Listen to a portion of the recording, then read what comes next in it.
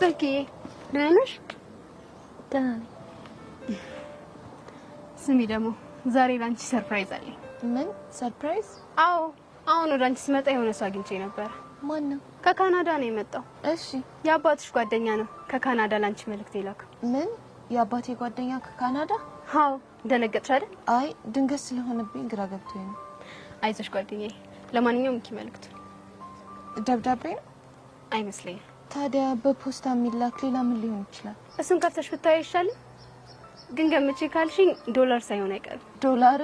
አዎ ዶላር። ምን ነው ገረመሽ? አረ ምንም። እስቲ ይልቅ ቶሎ ክፈችው። እሺ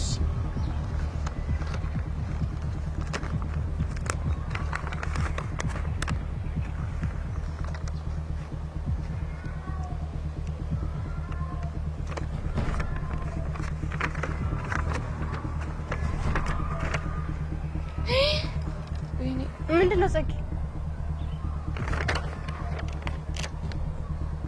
ኃጢአትሽ በዝቷልና ንስሐ ግቢ። ጸጊ ምንድነው?